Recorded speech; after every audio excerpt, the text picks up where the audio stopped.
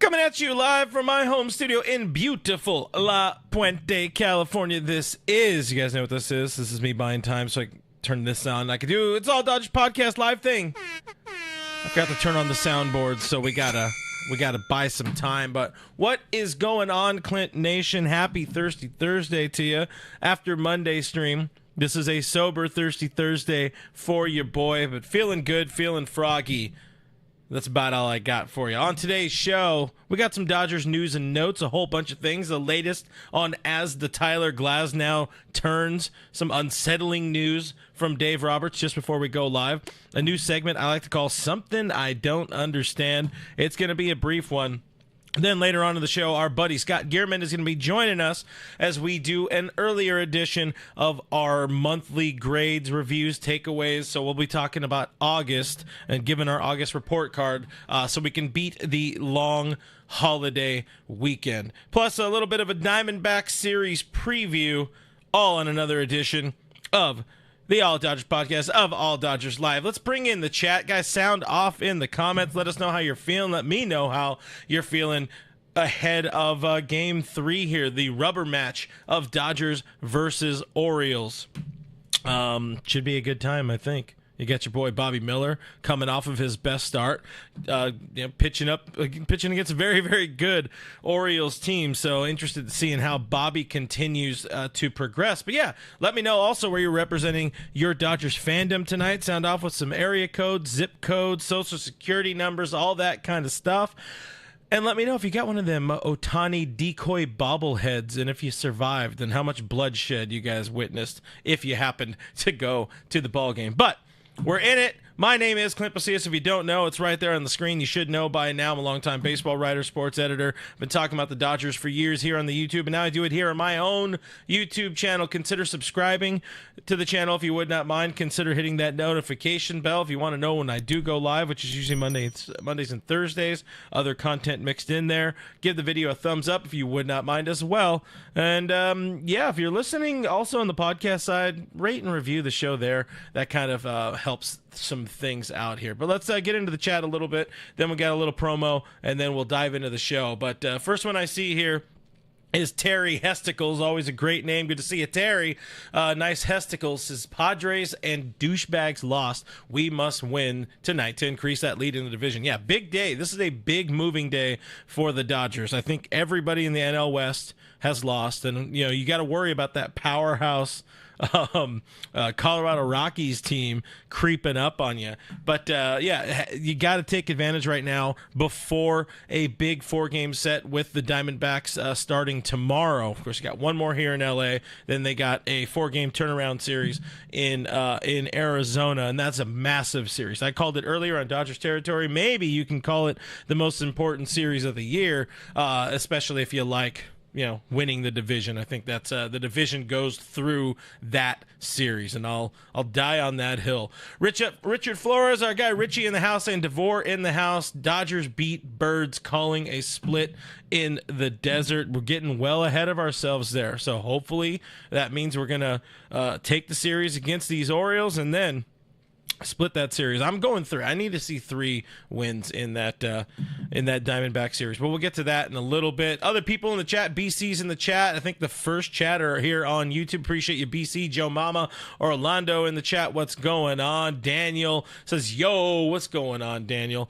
Chuck also pointing out that everybody in the NL West has lost. Very important that the Dodgers capitalize right now. Elisheva Jones in the chat. Noah in the chat. As you know, appreciate you guys hanging out, and I'll tell you this much right now, guys. Bet Online, it's your number one. It's the world's most trusted betting platform, and it's your number one source for everything football. Yeah, baseball is there, but it's football season. Bet Online has every stat, every matchup, even live odds and spreads while games are being played. So you can use those. You can make your bets during the game. And if you think you know your stuff, you can get in on their $200,000 mega contest. Pick 5 games against the spread every week for your chance to win weekly prizes and a share of $200K. The game is over. If there's not a game happening, you head on over to their online casino, get in on a game of blackjack or poker, unwind with over 150 slot games. Head to the website today, get in on the action. Bet Online, the game starts here. So let's talk about the latest here before we welcome in Scott real soon.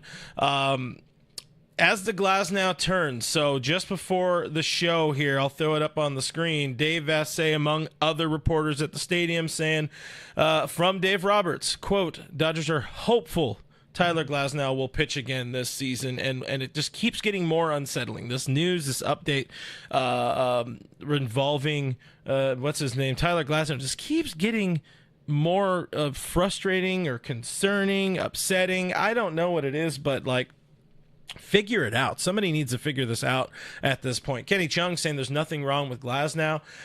I don't know. I have a hard time feeling or believing that there's nothing wrong with Glasnow if we keep getting these kind of stupid-ass updates, but that's just the reality. This is where they're at right now. They keep giving these updates. We'll keep an eye out for more along the way if anything else changes, but I mean, Glasnow kept telling people that he can pitch. He said he's fine. I side on the side of the Dodgers on this just because he has such a poor record of knowing his own body health, pitching with a torn UCL for upwards of 2 years, maybe longer than 2 years in his career with the Rays. That's something you gotta kind of. It takes away a little bit of credibility on your part. So Glasnow, kind of a TBD. They're hopeful that he comes back this year, comes back in the regular season, and I don't know if this year, if Dave Vassay saying this year meaning, or this season meaning the regular season, or the entirety of the year altogether. But again, it's a concern. Big day tomorrow, big moving day for Glasnow. He throws the baseball tomorrow off a mound, I believe, and that's going to be the most telling thing that Dave Roberts says in how long Glasnow will be out and where he can eventually slot back into the rotation, if at all. One guy getting closer to slotting back into that rotation, of course, is Yoshinobu Yamamoto. We got a path. We have a clear path to a return for Yoshi-san, for Yama-san. He threw 2 innings on Tuesday in a minor league rehab game. He's got another one coming up. I think it's this weekend. And then after that, they will decide whether or not to send him on one more rehab or activate him there on the spot. I'm personally hoping they activate him. At that point, his next outing is going to be 3 innings. At that point, he should be built up to about 4 and we'll say 4 and 60 or something like that. He should be ready to go by that point. So just let him come back. Let it eat. Let him come back and figure it out against Major League pitching, just so Dodgers fans can see, is this guy ready? Is he going to be good to go in the postseason? Because I've long maintained that's my number one guy. That is the dude who starts game 1 for me in a postseason. Of course, I don't make those decisions, but that's just kind of where I'm at. A couple more quickies here for you. So I love this setup of a headline, but Jason Heyward, old friend, he breaks his silence today as he meets with Houston media. And this brings me to the new segment I said. This is a segment called Something I Don't Understand. But let's talk about what Heyward said first. We get this on the screen. Heyward said he thought there was a chance that he would be hanging up the cleats this year, not necessarily maybe retiring, but that he wouldn't be playing again in 2024, at least Major League Baseball. But he did receive a lot of interest, unsurprisingly. He's been a good player. He just dealt with some injuries and whatnot this year. But, he's good. He's very good off the bench as well. So he understands he signed with the Houston Astros and he has an opportunity to play there. But I just want to say one thing on this before we welcome in our guy Scott. The Something I Don't Understand segment is, why did the Dodgers DFA Jason Heyward just to let Kevin Kiermaier barely play? And also, why did Freddie Freeman not go on the injured list to save his friend's job? That's kind of where I'm at. It feels like the Dodgers kind of created some problems for themselves in that little situation, in that little scenario. But that's just kind of my thinking on it. Let me get to a point where I could welcome in our guy, Mr. Scott Geirman, joining the show now. What's going on, buddy? How you doing? Let me give this guy the clap so he feels at home. Happy Thursday to you, my friend. How you doing? You too, buddy. How are you? Doing well. What's going on? How we doing, Chad? We got some baseball going. We got some Jason Heyward breaking his silence today, which is always a fun headline whenever a former Dodger leaves and has their first interview. You're all over that headline. It's breaking their silence. But yeah, we got some things to talk about. I want to move ahead and move on down to the reason you're here. We got to talk about what we've seen in this last month of play for the Dodgers in our C block of the show. Moving down a little bit. What are your takeaways for August? What is my takeaways for August? I don't know. You got something ready to fire? I've already been talking. I want you to fire from the hip right now. What do you got for me? I mean, it's been a month of the same stuff, guys. Like where we a lot of roster evaluation, seeing how they can come together.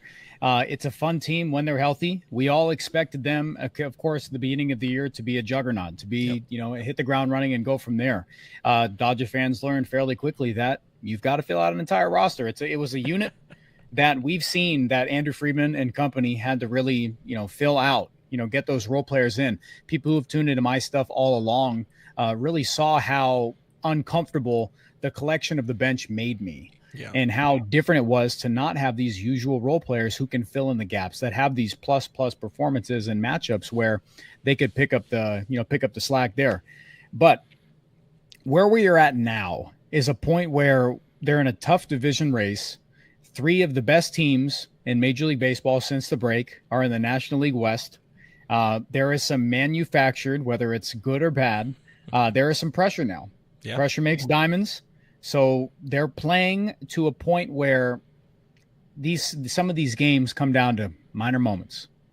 And I feel like they're on a track to eliminate some of these big, absolute, failures of offensive nights. But when there's a time when I say a game against the Orioles where it's just a little missed opportunity here and there, one swing away. Yeah. It feels like that tide can turn. And I feel that we're at a roster point where offensively I'm so much more comfortable than I was when we were given some of these grades that Ohtani had to carry the load. Yeah. But now, just like you brought up about Tyler Glasnow and these mixed reports about this, we've got some plus stuff with returning arms. But it's going to be everything about how can the pitching staff put them in a point where we're not looking at a 2023 postseason start end to their run here, Yeah, I like this offense a lot better than I've liked most offenses in recent postseason vintages. I say that knowing the 22 Dodgers very good, 21 Dodgers kind of fell apart, but 22 you expected a lot more. But that was kind of the pitching last year. Mostly very good offense, kind of very much just everybody ran into a wall pretty hard. But the pitching it comes down to, again, not as many of the question marks and the maybes and the hopes and the ifs as we've seen in the last couple of months of doing these type of shows, but trending in the right direction. I think Glasnow is a big question mark, and of course Yamamoto remaining a big question mark. We'll talk more about them in a little bit as we get into our biggest concerns heading into September. A takeaway for me I wanted to dive into, and it plays into kind of the pitching concept here.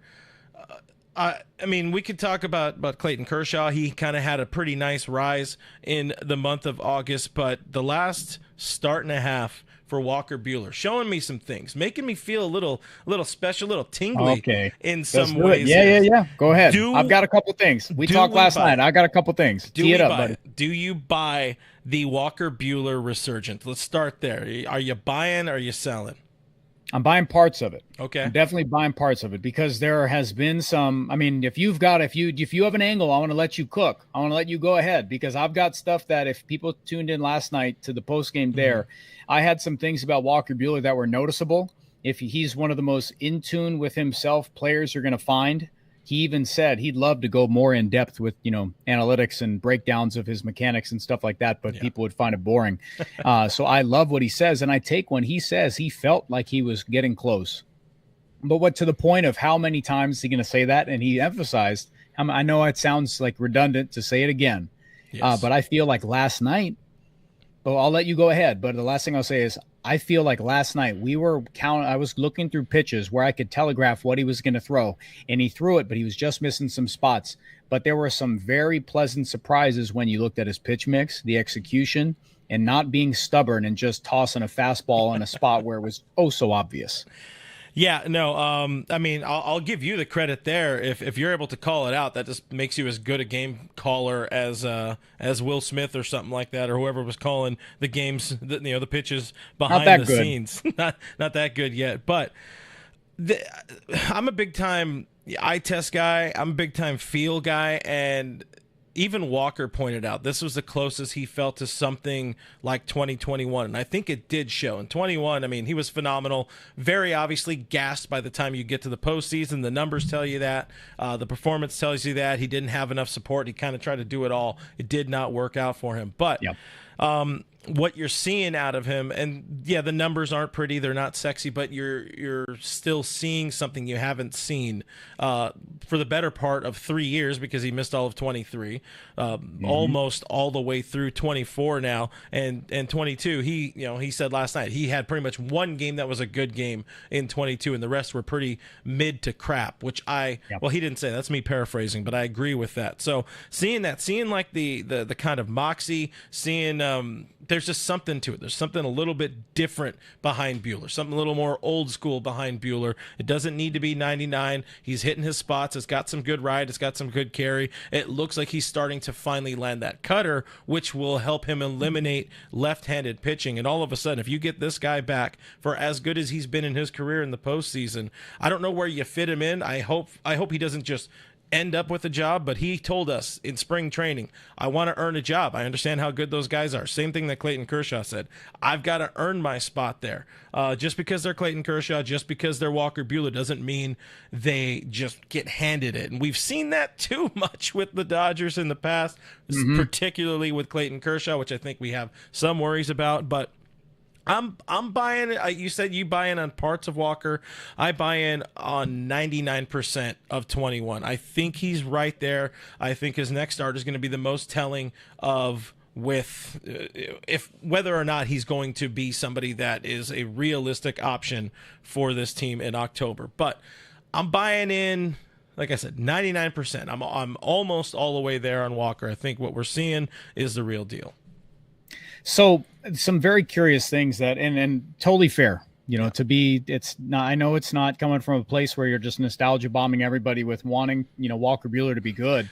It's that if you look at how he pitches, and he's cerebral, like when he was at his best, he was going up there with pitching with conviction, looking with a plan. You could see the self-reflection each pitch, every single time out, the wheels turning up there. And for a good bit there, when he didn't have it, it looked completely lost. His post-game stuff, Jeff and I did a post-game over on Dodger Blue following Walker Buehler's start, and he looked dejected. It looked like this was a career turning point for him, where did he even have it anymore? Yeah.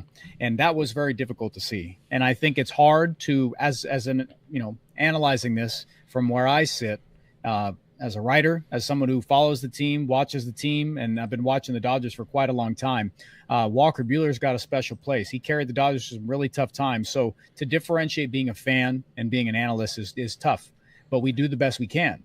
But what we've seen from Walker in the last two times out is a difference in his usage.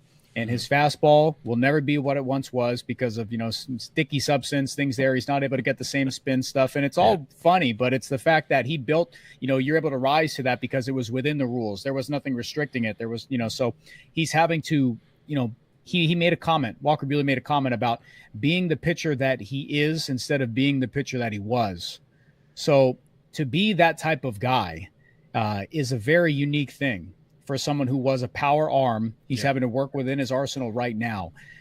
His knuckle curve usage has been big time up. He's got some significant drop, almost 60 inches of vertical break there. And against Seattle, his last time out, his fastball and his sinker usage were both at 22%, right? He only landed half of his four-seamers in the zone. And then last night, he dropped the sinker altogether completely. He only threw 3 of them. Knuckle curve, same usage, landing him, I think, about half in the zone. And he threw 83% four-seam fastballs in the zone. He had the touch there. He had the feel, and it only looked like the ones he was missing where it was in a 2-strike count. He was trying to go up and away, and they still look good. Mm-hmm. That cutter's been good all year, Clint. So what I saw from Walker Buehler is a more refined command, an approach where you can say right here would be a great time for that cutter because he's been able to land it. So that's the first time in a really long time that I've said, pitch to pitch. You could see he's been able to do this that game. Finding the lower part of the strike zone, that fastball right there, you're able to set it. So he was able to find some tunnels. And for Walker Buehler, you've got to land every single advantage. And last night, I don't care what the stat line says. Defense let him the hell down because I wanted him to finish complete innings for that boost because, he's an egomaniac and he wants that stuff. It matters. He's a macho guy. But I saw, enough to make me believe. Jeff asked, is he around a 3.5 or a 5 ERA guy? I said, if he gives us something around like a 3.9 right there, live with it. I'm fine with it. But I saw enough to buy in what we're seeing from 21.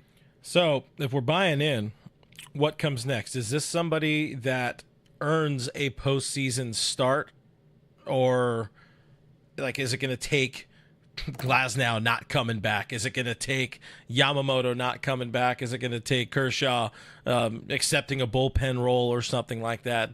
Does Dave Roberts give Walker Buehler a start over Gavin Stone if everybody's healthy because of the numbers on the back of the card? Is that you're speaking in postseason? Yes, sir. That's the most important thing. Where all of this is it's a waste of time until we get to October.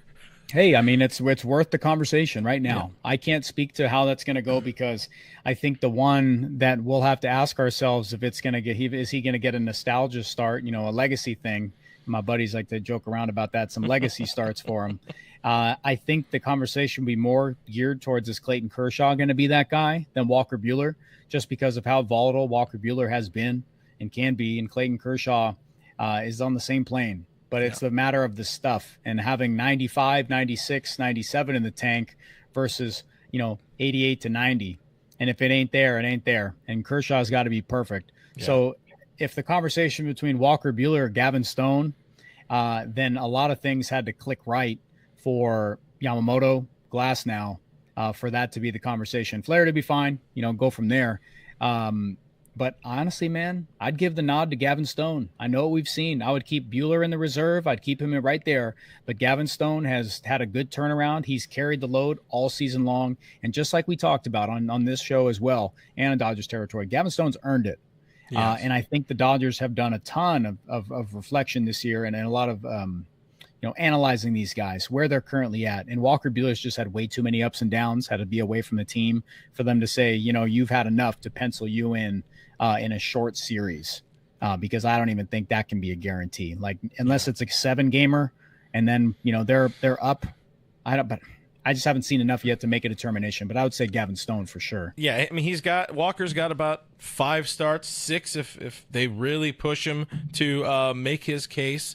Dave Roberts likes to, I'm going to say occasionally lie to us and say, it's a meritocracy in who gets these kind of starts, who will make the roster or not based on what they've done.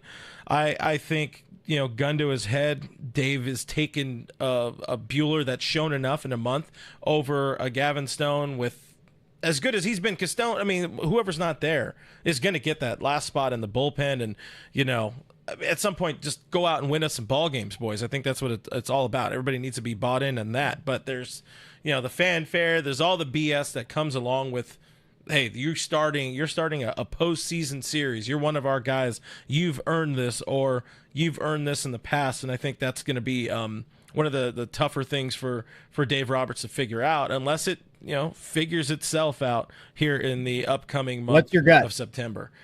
What are you saying? Ask the chat too. What are they saying? I mean, you guys let us know. I don't know where we're at in the conversation. Elisheva Jones saying Gavin Stone is currently the best pitcher on the Dodgers. Yeah, in terms of guys who are alive and active, I would agree with that. My gut tells me that Dave still can't stray too far from his known guys, from his guys. That's why we see Chris Taylor getting a roster spot. That's why we see Kike Hernandez continuing to survive. Glasses or no. Luxy, as long as he got. And, granted, I'm not saying any of these guys were bad or didn't deserve it or earn it and haven't proven model for Dave. But still, he loves his guys. And Stone, is it a 1-year flash in the pan type of thing, or has he earned enough? I'm not so much a flash in the pan. Has he earned enough? I don't know if he has to Dave, just based on, so much of Dave's career. I wouldn't know about so much, but a lot of Dave's career and postseason success, when they've had successes, has been on the arm of Walker Buehler, because when he's right, when he's healthy, and he's not gassed, that fool is a beast in the month of October. Let's see what we got here. Pinsanity saying Gavin is a pillar. Absolutely. And this is, I don't even know which way I go, because going back to what you said, a couple minutes ago, it's like, is this the fan in me wanting Walker? And I really don't know the answer to that question. I can help get you there. I can help. So where Gavin Stone, if you just said that, so Gavin Stone had his slowdown period, right? Like Blake Williams and I had this conversation that Gavin Stone, is this more of, him just having a minor uptick, or he figured out that lull in the middle of the season where he was just getting beat up, and he's gotten back to a lot of the principles that made him just dominant, all-star conversation. And Walker Buehler is just having to continuously find more positives, hone in on that. He hasn't looked dominant yet. He has to look dominant. If you're going into October, you can't just look okay. Like if you have better options on the team. I can't speak towards 2023. That was a ridiculous thing. Ryan Pepio should have had a plan. They just didn't for him, and they went with other options there. But looking into this year, if you have, Yoshi Yamamoto, Tyler Glasnow finds a way. They, all these, smoke and mirrors figures itself out. And then you have Jack Flaherty, your 1, 2, 3, however they want to mix it. Then you're getting the conversation of who's your fourth guy. Bobby Miller hasn't done that yet. He's had some some positive stuff there, but I don't think they're ready to, pencil that in. Yeah. Gavin Stone has consistently done this all year long. He has. So, go ahead. Yeah, and I think that it's looking at the guys who have, like, between Walker Buehler and Gavin Stone. I know what he's done in the past, but I think it would be disingenuous to only rely on what we have seen, rather than us not even seeing one dominant outing from Walker Buehler yet. We might not. Like, that's a hard thing for him to do, to walk that line. It's just about trying to be a contributor for Walker Buehler. And if he's dominant, then things completely clicked. But if it's Gavin Stone, that just means he keeps rolling along, is my biggest point. It's that he's just gotten back to what made him so dominant early on. And I think that that's not being the fan, and Walker Buehler can find a spot because his fastball is playing. And if you look at his mix, it's more refined now. He's working on like a 3-pitch thing, 4-pitch thing. And if he can stay right there, I'm not saying bullpen, but there definitely could be some long relief stuff in there where he can be on the roster in some certain ways. And when we get to a 7-game series, absolutely, let's have the conversation, get him in there. But he's got to keep stacking positives to make him a real relevant guy. Yeah, I would agree with that as well. The fact that, where I'm trying to make a mountain out of a molehill in one decent start where he didn't even get through 5. Maybe that is the fan in me really wanting Walker to be butane of old. But I buy in. Yeah. You're not on an island there, brother. Like, you're not. Like I see there's positives with it. But it's hard to discredit what Gavin Stone has done and just say, like, the Walker Buehler, what he did, and all through 2021, and laid it all on the line because Max Scherzer, was protecting himself, and I respect that too. But it's just he needs to keep stacking it and have at least, I would say, 2 dominant starts. Chat might agree with that too. 2 dominant starts for us to say I'm comfortable in a possible do or die game to save guys going on short rest who are already strained in that spot. Let's see. We got Major Chip Hazard is big-time Stoney guy. So Stoney is our number 4. Also, his pitch selection has been on point over his last couple starts. One of those with his friend Hunter Fiducia, who got no love from this organization in his short time covering for Austin Barnes, which was a little wild there. Craig thinks this is a Dave versus management situation. He doesn't even know how. I don't think Dave knows how to confront his players sometimes, or else we wouldn't be in the situation where Freddie Freeman was allowed to just kind of exist on the roster with a broken finger and be bad. But I don't know. We'll dive. I want to talk about Freddie in just a second here, but I want to get some chat in here because fans are going off. Fans have some thoughts about this for sure. You seeing anything you like over there on your side, Chief? I mean, there's stuff to get into about, like, today is a must-win type of game. For the Padres and Diamondbacks to both lose today. Devil Magic didn't work. this very well could have been Dodgers could be up 2-0 in the series, right? So we're getting into a point where I tweeted out that Dodgers just have to take care of business. You take 2 of 3 from a big time team in the Orioles. You head into, like we talked about on DB, is that I penciled this. It was, easy call, nothing there, but it's the biggest series of the year. This can set the stone, or set in stone that the Dodgers have the division, and that the race for the Diamondbacks and the Padres, who the Diamondbacks have a difficult schedule coming up, is going to be for those wild card spots. You really need to find a way to remain competitive down the stretch here. And I like the fact that it's a manufactured pressure, man. Like, they need to come together as a unit. They need to find that edge and go from there. And I see people saying about the lineup. I have to look. Honestly, not a very sexy lineup today. I'll be honest, guys. Like, I hadn't checked the lineup for tonight. I've been busy. Nora and I, my daughter and I, have been making some dinner. I'll check the lineup, but if you say it's that bad, like, you've seen better ones. I mean, it's not a Kevin Biggio kind of lineup, but still. I got to pull it up. Go for it. Oh, yeah, let's talk about this series, because this is one of the things I didn't know quite when you were going to jump on, so I was going to look ahead to this big series. I mean, it really is the biggest, the most important series, or the biggest series of the year, because it's a 4-game swing one way or the other. It has the potential. Yeah, not a very good lineup. What a lineup. I mean, my Mr. Tommy Edman, right in the 4-hole, baby. Just the way you drew it up. 208, Tommy Edman batting fourth for this lineup. But yeah, let's look at this series for a little bit here, and then eventually, guys, we'll dive into our September concerns. Yep. But we've got a 4-game turnaround. It is a 4-game series. They will be playing on Labor Day on Monday. One of the reasons we're kind of doing this a little bit early is, we don't want to do this on the weekend or on a Monday when it's Labor Day and all that. We got some. If we're looking at a storyline, maybe this is a playoff redemption series for the Dodgers, because this is the most pressure packed. This is the most healthy the Dodgers have been, arguably the most healthy the Diamondbacks have been, depending on whether or not they get Christian Walker back, Dodger killer. They won't.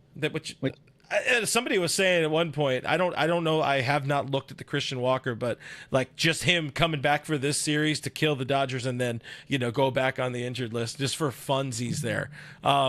What I asked the Dodgers to do is just don't do that thing you do where you come into a series flat. They need to have something. They need to ideally they win tonight with that beautiful lineup that they're running out there. You win tonight and you let it eat. You ride that momentum. You ride the momentum of a very good homestand, and you kill the snakes. You down these damn snakes. And you get some reinforcements on Sunday with probably Justin Robleski coming back, making a start, and probably, most likely, potentially Andy Pages joining the position player side of the roster. But I'm sorry, you need to take 3 of 4 in this series. That's where I'm at. Yeah, I mean, I previously put out that you have to settle for at least the taking care of business against the Orioles, and then you can at the very least settle for a split. That wouldn't do much for me. I'd be bummed. But the Diamondbacks are going to be without, per Torey Lovello saying that they'll be without Ketel Marte and Christian Walker. And it's just like you said, it's a series where you take 3 of 4, it completely shifts the entire division race right there. Yeah. It puts all sights squarely on the Padres, who have had, they've been scuffling a bit. They've been playing ridiculous out of their mind, but the last few days you can see some of their warts and how it goes. Yeah. Some of their big names have been getting, beat up or, hit around a little bit. But what I would have to stress is that whatever they do, if they push back Jack Flaherty, give him an extra day, I know he's dealing with the wrist, that all things are okay there. I would stress that if the Dodgers decide to go with, I think they said that might be Buehler, might be the guy on Monday for the final one. Right now they have it penciled in as TBD, but if they want to find a way to, not Flaherty getting pushed back, if they have a way to either go Walker Buehler in that finale or they go Justin Robleski, I would really, honestly, I would stress and say I want them to go with Justin Robleski, because I haven't seen the Diamondbacks do too well against left-handed starters. And a lot of the damage that Robleski has done is from solo shots. And going against Eduardo Rodriguez, who knows if they play up to that. But I would stress that the Dodgers have to do whatever they can to put the Diamondbacks away from a position where, Jake McCarthy, Jock Peterson can do a ton of damage there, because their platoon guys against righties have been phenomenal. Yeah. So that's kind of where I'm at. I would say, at least a split, very least, and I'll be meh. But if you take 3 or 4, big smile on my face. Yeah, all of a sudden you're able to kind of rest some guys. You're feeling a lot better as you go into deep into the month of September. So earlier there was I probably should have put a screen grab to throw on the screen here, but the probables from I think this might have been from Plunk. Clayton Kershaw versus Zach Gallen, game 1. Gavin Stone versus Merrill Kelly on Saturday. Sunday was TBD versus Brandon Pfaadt. Most likely a Robleski start, and then Flaherty does get the start on Monday, unless something flares up with the wrist. But I think one of the reasons they flip Flaherty and Buehler is kind of going back to one of the things you had mentioned. They're doing their best to kind of set Buehler up for success if and when they can. And if memory serves me right, Walker has not done very well at Chase Field in the past. So Monday, the turnaround, the final game, the series finale, Flaherty versus Eduardo Rodriguez, who not been great. Not been great since joining the Diamondbacks. But the split, bare minimum, you got to take 3 or 4 of the series and just take a lot of the pressure off, because they got a lot of moving parts, a lot of moving pieces and things that could go wrong for this team, the Dodgers, in the month of September. And I don't know. You've seen them either try to really fight for it in the past, and you've also seen them kind of just walk to the postseason. I don't know which version I want to see, because they both haven't had the most success in recent years. 21 could have been a lot better if they had a healthier roster. Keep going way back in the Wayback Machine there, even though that's not that long ago. But that's the last time they actually had to play for something in September. Last couple of years, it's just waltz to the postseason, run away, and then they show up just kind of not ready. So I don't know. I don't know how I want this series to set up the month of September, but that's what this series is. This is what September looks like for all of us, and all of our drinking habits and our fears and unhappiness throughout the month. I think 2023 can be tossed out from a Dodgers standpoint, that it was negligence about putting that type of rotation in the postseason. They never gave the offense a chance, and the offense didn't put up any fight either. It was probably the most defeating thing to have to step in, to the box, down multiple runs already, and you just have no confidence in your starting staff. Your superstar guys didn't show up. But looking ahead towards this month, Shohei Ohtani taking a lot of the load off there, taking a lot of the eyeballs, off of Mookie Betts, Freddie Freeman when he makes his way back there. We haven't even gotten into Will Smith. So it's been a topic. It's getting to the point where I know I said it's time we had a discussion. And I saw your chat with Alana today about Will Smith and the possibility there. And it's not the craziest, most far-fetched thing in the world to talk about a world where Will Smith isn't, not that guy. But you need to ensure that your offense is in a spot where you can afford to have Will Smith in there. But I still believe in everything he can do. It's just that there's nothing to show that it's just going to be a flip switch. He hasn't had those moments. He's been hitting the ball hard, but it's just that he looks kind of lost. He really does. He's throwing guys out, but it's the fact that he looks uncomfortable at the dish. He looks lost. Those counts that he's been working in the past, when he gets blown down, he gets blown down. He just doesn't look aggressive. He doesn't look aggressive out there. And once you start nitpicking a strike zone and getting yourself into those spots, then you're in between at the plate and upstairs with your hands, your approach, everything.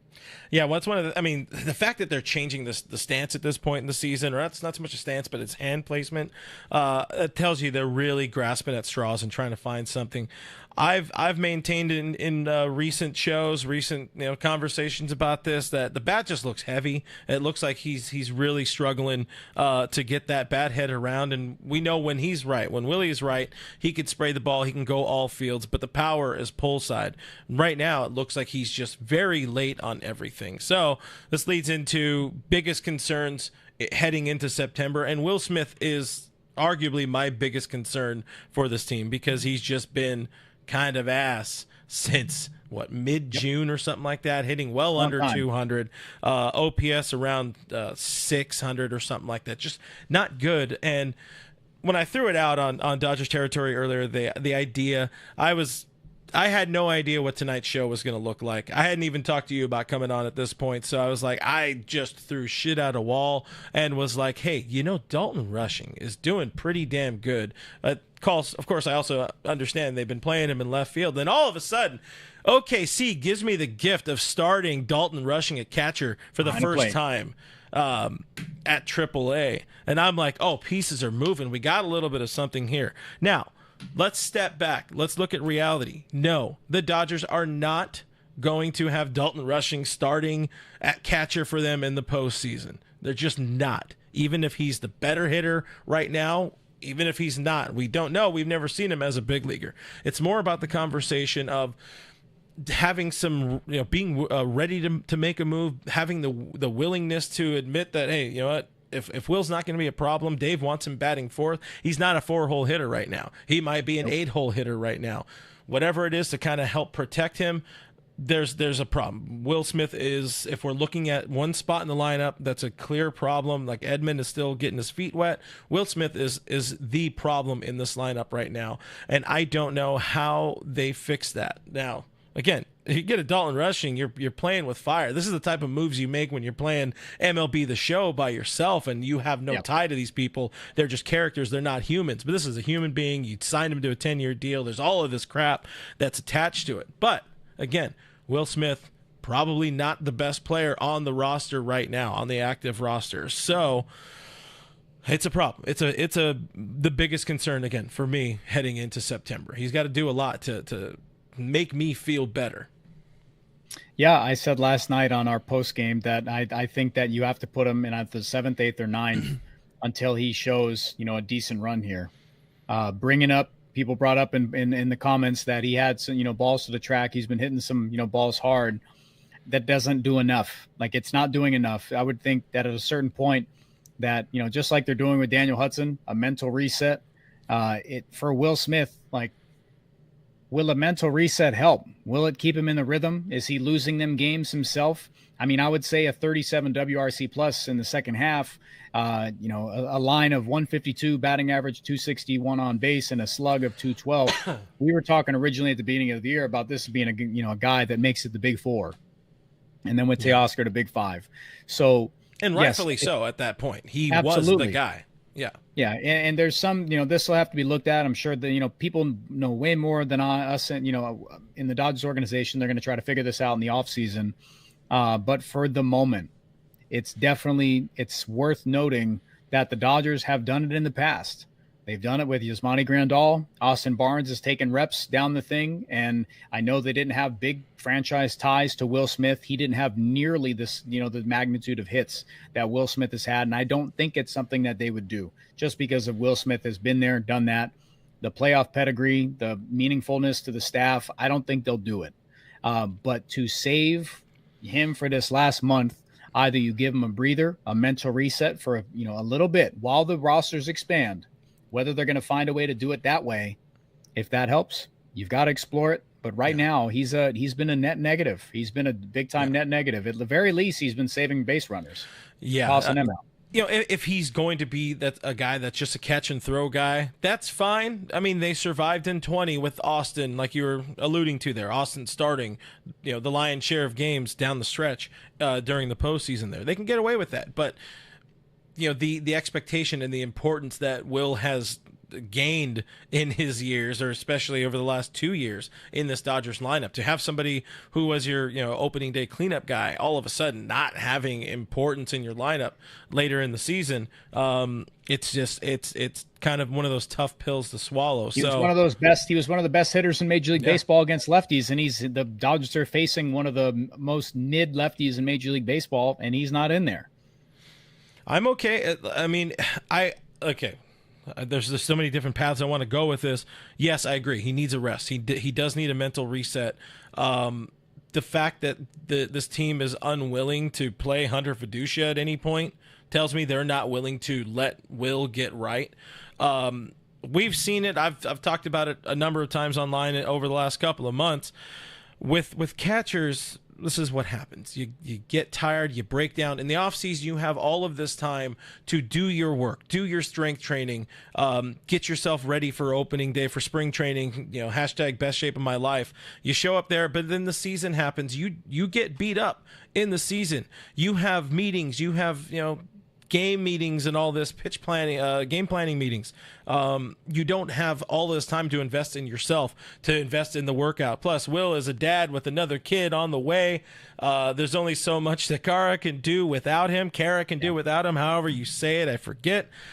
Will is beat up. He's tired. He's not as strong as he was 6 months ago. And all of that leads to this hodgepodge of being a problem in the lineup with a couple days before the start of September. So if you give him a week, if they give him, like you said, which I really like the kind of comp there, give him the Dan Hudson break. If he were to just not play for a few days while he works on his swing and mental reset and whatever it is, I'm fine. If that means the final week and a half, 2 weeks of the season and into October, he's something closer to what we saw in the first half. I don't expect, opening day or, the first 2 months, Will Smith to suddenly reemerge. But if he's something closer, if he's not a problem, that's what this team needs. Again, this is just if I'm calling out one big concern heading into September, it's Will. And they have the opportunity to try to get him right at least.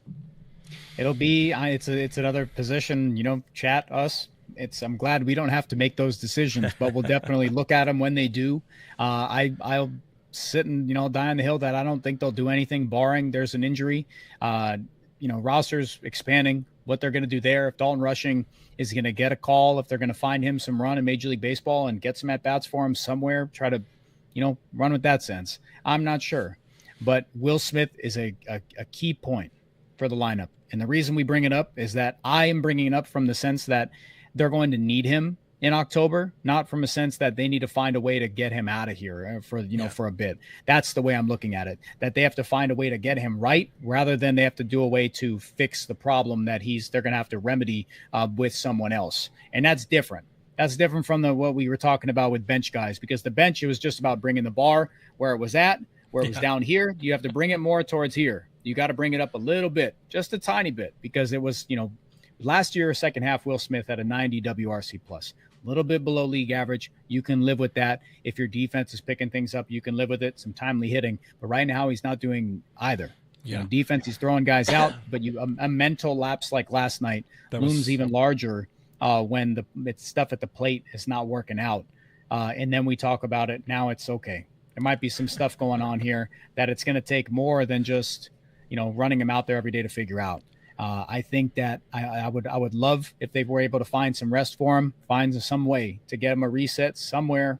And if it's mechanical, I hope it figures out quick because they need him, buddy. Yeah, absolutely. Pin Sanity, good question. Interesting question here.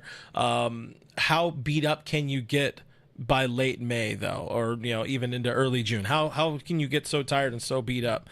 Well, he plays a lot. Will Smith plays a lot of baseball, and that kind of ties to the fact that he has been that guy who they've looked at as their number 4 guy, and as they were missing pieces in the lineup or the lineup was struggling, they're trying to maximize everything they have in that lineup to try to win that day's ball game. And that means, hey, Will, sorry, your name's back on the scorecard. You better get your ass out there. And this comes to they need if Will's your 1A, they need a 1B. They need somebody they feel confident enough to also roll out there, twice, 3 times a week, maybe more like 3 times a week, just so Will doesn't get burnt out. Like, you're going to have him around for a long time. And what did you say? Second half last year, 90 WRC plus, not bad, not anywhere near as terrible as he's been in the second half of this year, but still, he's showing that he wears down.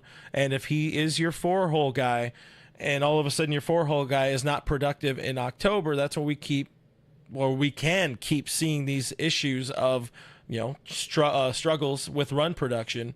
in the most important series, the shortest series of the October thing, as people call it, and then you keep having these problems, and then we keep having the offseason shows of what are they going to do, or are they going to fire Dave Roberts and all this kind of crap.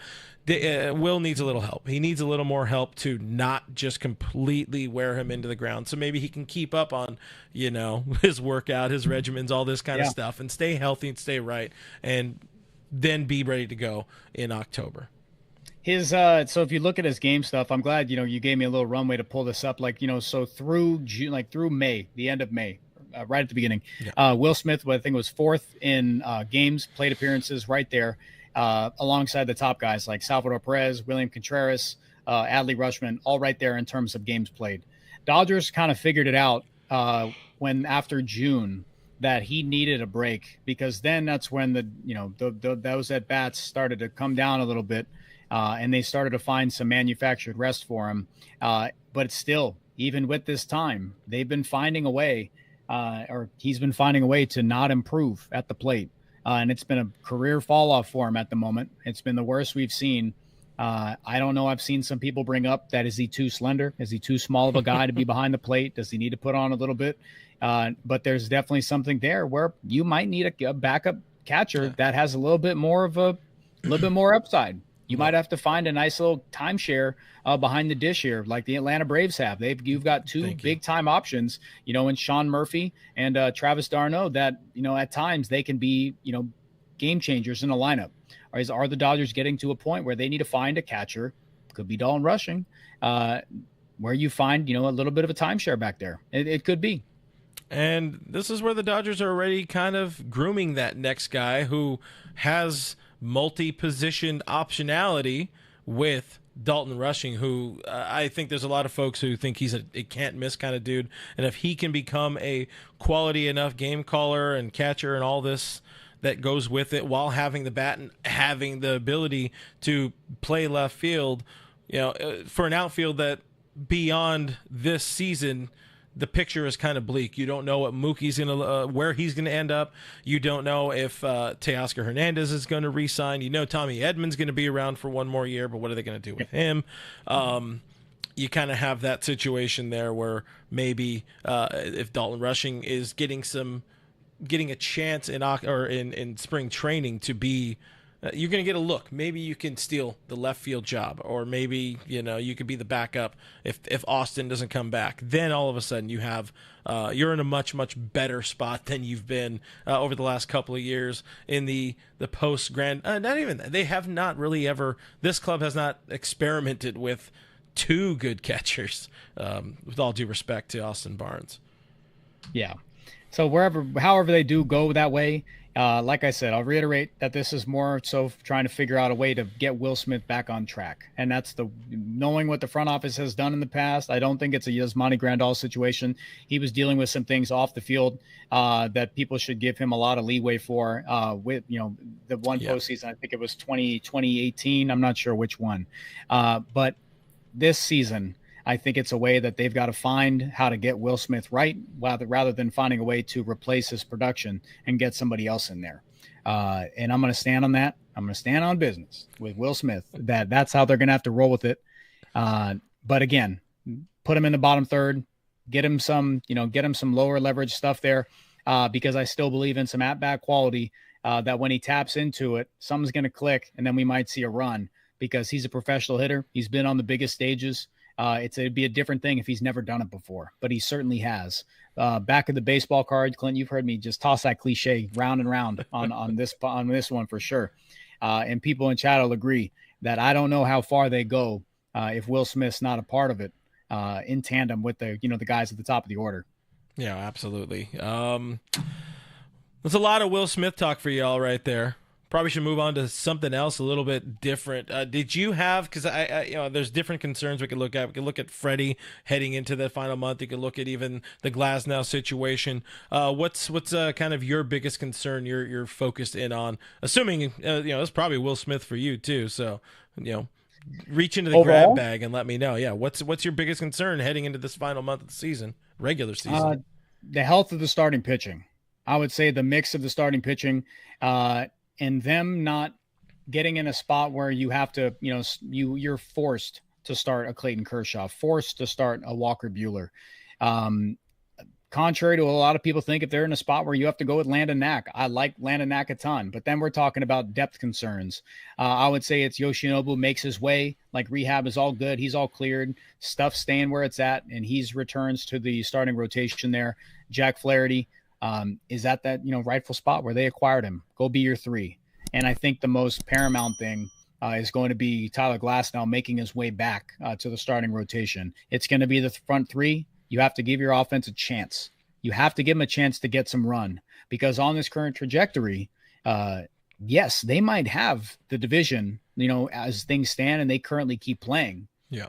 But you've got to find a way to, avoid what happened last year and give your team a shot to stay in it, because you gotta, what we see with the, the bye. And I don't want to get too far ahead of ourselves, thinking about a first round bye. But right now, the Phillies are going through the rigors of the season. And the Dodgers right now are heading into a spot where their schedule kind of, tapers off a little bit. But you've got to keep the, the foot on the gas. You're going to need to find a way to get yourself, ramped up. And the worst thing that can happen is after a bye week, going into a short series, and you're not hot. Yeah. So they need to find a way to get hot, and they've got to do it. If other teams have broken a trend, Laura, I don't know if you were talking about what I just said, but the Dodgers have to find a way to get hot right away in the postseason. You can't afford to get off to a slow start there with these teams that they've just played a series prior, and get that adrenaline rush going in and against the big bad Dodgers, like against everybody wants to play them. Yeah.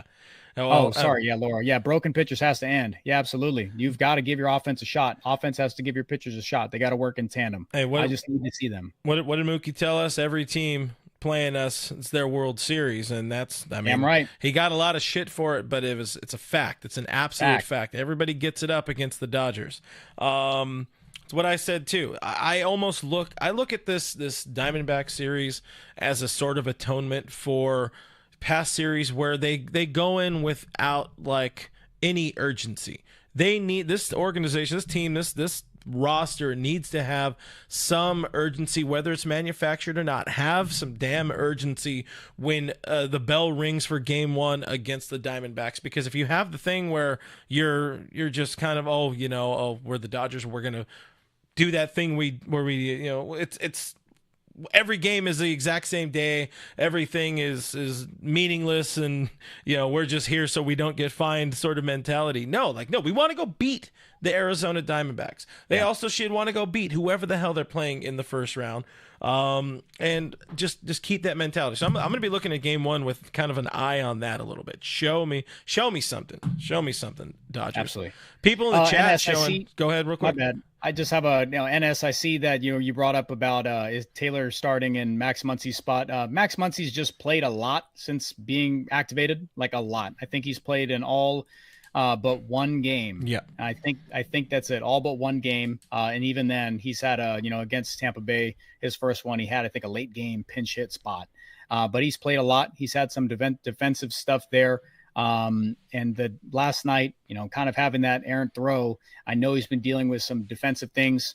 And that's something to keep an eye out on, guys. Just keep an eye out on Muncy's defense at third base. Hey, he missed a good stretch of time there this season with the oblique / rib and all of that. So you got to baby the Mad Max back into the lineup. Got a shout out right here. Padan Co's gifting 5 memberships to the channel, to the chat. That is freaking awesome. Thank you very much, Padan Co's. You guys, if you're looking for a different way to support the channel, support independent Dodgers coverage, you can do it here on YouTube members. It's $5 a month. We also have a Discord channel where we talk. That's like the big perk of doing that outside of course, you guys trying to help support independent Dodgers coverage. You also join us in Discord where a whole bunch of us are talking about Dodgers all day long and a whole lot during the games. You could also do that at patreon.com/realfrg. So thank you again to Badan Coz or B Dan Coz for gifting 5 memberships, and then one more to Daniel Berry Sports Highlights for also joining YouTube members. Thank you very much. Again, Patreon is another spot you guys can support if you want to, or you can support by hitting that subscribe button, hitting that thumbs up button, leaving comments in the live stream, leaving comments after the show. All of those things go a whole long way. Quickly, Scott, before we get out of here, the thing we do is grades. It's report cards. We probably should do it for this month. I don't know how I mean, you didn't plan on being on the show today, so I'll give you a little bit of a pass if you're not fully ready, but I know this guy. I know this guy's always fully ready. But I'll buy you a minute by starting us off, going in the order we always do, starting with the starting rotation. The month of August, yeah, it's not done. We understand that, guys. It's not done, but still, I'm giving it a B+. Some encouraging signs from Walker that we already talked a bunch about. Even encouraging signs from Bobby Miller thrown in there. Kershaw, outside of his last start, very, very good. Flaherty, proven to be a solid addition to this rotation, and that's up from the C I gave them in the month of July. Do you have a grade and thought for the rotation?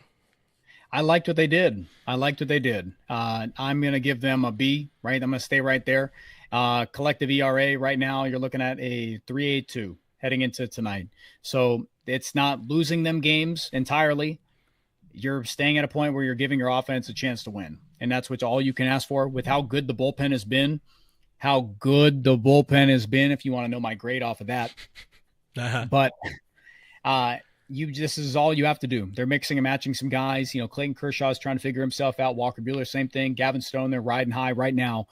Jack Flaherty, right on, man. I mean, hey, they're at a good point where I feel like same thing post or pre August, that it was about finding some health. And now we can project how those injury return guys are going to come.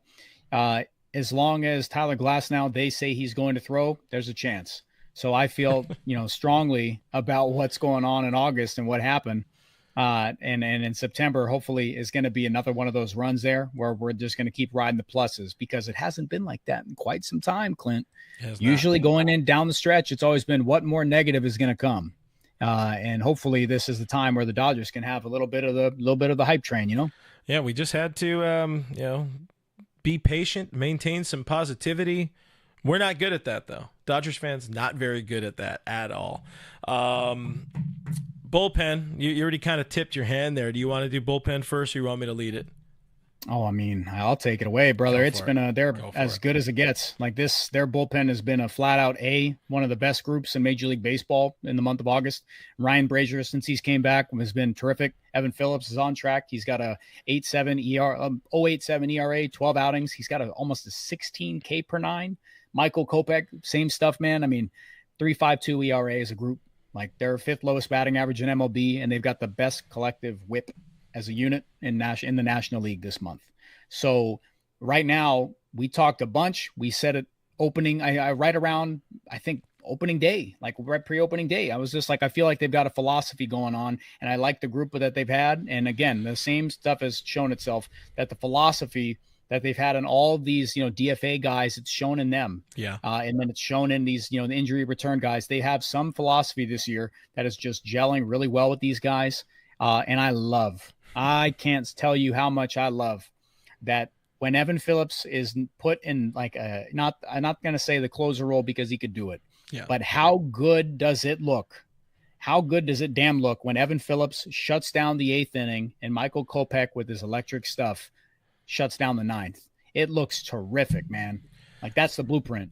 Kopech last night was fun. He looked like he was just toying with the Orioles. Absolutely, like he has that big D energy out there. Yep. So you're not going to be as happy with me then, maybe, because I went a little harsher on the bullpen, only because of reasons. I'm giving them a B, a solid, firm B, because Kopech adds stability and dominance. I didn't have dominance in my head before you started talking about it, but Kopech has been everything I didn't think he was going to be. I looked at the numbers. I didn't do any of the research on him when they acquired him. I looked at a dude who had a 6 ERA or whatever it was, and I was like, really, Andrew? But proven wrong. I'm always ready and willing to eat crow when it comes to some of these, especially bullpen acquisitions. for Andrew Friedman. That mofo knows what he's doing there. The Evan Phillips rebound, because he was straight up booty in the month of July, but not a good kind of booty, like a real bad booty. But overall, there's just that little bit of room for improvement, like consistency from some guys. Trinan's kind of still not that guy he was in his first few games back, his first few weeks back. It's not quite as crisp and consistent. And then the Dan Hudson thing. He's been MIA for 9-10 days now. Understandably, there's a reason for it, but right there, the Dan Hudson thing kind of brings it down a little bit. But considering it was an F in July with how bad they were in July, it's a big improvement getting to a B, and they still got time to get to an A by the end of the season. So we'll see how the next grade goes. But let's move on. Infield, I got a B. You welcome Max Muncy back. You feel good. Miggy Rowe can still get it. He can still go out there and get it. Somebody said it in the chat earlier, talking about Lux kind of falling off a little bit. And yeah, coming back down to earth. He was never going to be somebody who was hitting 380 some odd for the rest of the season. But since mid-August, 194 actually since August 17th, but he does still have a little bit of pop in there, a couple doubles, couple homers. Still something I'm not concerned about Lux yet. Again, you don't hit 180 or 380 for 4 or 5 months of a season. The Freddie is this guy who's kind of dinging the class here. If this is a group project, Freddie brings it down, and the finger situation brings it down. He should have been on the IL. It's stupid that he didn't go on the IL, but they say he's going to be playing tomorrow in Arizona, and he needs to figure that out, because we saw bad swing Freddie last year take it into the postseason and go 1 for 10, 1 for 11. Cannot have that 2 years in a row. But infield grade, hit me. They've been fine. I'm going to say, for what they've done, I mean, you've had some guys, Rojas, Kike's been performing fine. Gavin Lux, as of late, he's gratitude. We'll see how he rebounds, but he's been incredible. Max Muncy, offensively, awesome, really heavily weighted from the first few days there, but you can see his presence known. Freddie Freeman playing, tomorrow changes that a bit, but I'm going to give him a solid, we'll go B. We'll go B, yeah. B minus. We'll say B minus. Right. I've liked what they've done. Mookie Betts sliding out of there, boosted that grade without a doubt. It boosts the outfield, but I'm going to say a B minus. We'll keep it there. They've been fine. I need to see Gavin Lux come right back, do what he's doing. The turnaround is insanely real there. Max Muncy, keep a good, clean bill of health, man. Keep a good, clean bill of health. I love the fact that Tommy Edman is able to slide from center field to shortstop and go from that route. It just provides them with insane versatility now. So I'm going to say B minus, and that's a good grade for what it is. It's a good grade because the role players are doing what they need to be doing. Kike's been solid. They've got to find a good rotational mix for Miguel Rojas. They're doing fine. Yeah, they're doing fine. Yeah, that Edman addition there, that really has been a nice change of pace, or really a nice addition to the roster, having his ability to do both. Outfield, I'll do this one quickly because we are coming up on first pitch. I got a B as well for the outfield. All very good grades. You're passing very fine. They're still very good, but not great. Just because, just talk positive about Tommy Edman. He's also still finding his footing, coming back from missing the entire season. But you moved Mookie Betts back out to right field. That is a net win. That is a gross win all the way around. Teoscar Hernandez, still a B, still doing run production things that you want. I'm excited as hell to watch that man perform in October when it gets that. But they're not that far away from an A for me. It really probably should be a B+, but I'm sticking at a B for the outfield right now. Yep, I'm going to say, I'll say it right there. I know we're rolling into first pitch, but I'll keep it a B. I'm glad they thinned out the outfield mix. I know a lot of people did not like the Jason Heyward thing, but Kevin Kiermaier is when he's out in the outfield, he's a game changer. Mookie Betts, same thing. Keep it rolling. That's all I got. Yeah, B. Yeah. And then we're going to see Pages coming back probably Sunday. So that's an addition there. We don't need to dive too much into DH at Shohei, and that's an A-, that's an A for me. It's an A++ for Decoy because that was just everything about that. God, it could not have gone any better. I'm assuming you're also probably an A+ for Shohei. Absolutely. chasing a 40-40. He got that. Let's go 50-50, and we'll chat when he does it. Last one quickly. Bench better. I don't know if it's worse. It's bad most of the season. Then they made some moves, and then they kind of reneged on those moves. So I'm saying, like, for me, it's a C question mark, because I don't know how much fear that Barnes, Kike Hernandez, CT3, Kevin Kiermaier, like, it's not a fear-inducing group. And I think there would have been more fear off the bench in terms of somebody who could make a difference in a game if Ahmed Rosario was still around and if Jason Heyward were still around. But still slightly better, because last month I said I think a D on the bench. But I like your group. Thoughts. I'm gonna say it's for whatever it is. It's now that we're at this point. I'm gonna say as long as they get their roles and Dave Roberts in the front office hammer them out, they're gonna be, a C plus B. And I'm going to keep it right there, because anything was better than what they were dealing with. Absolutely.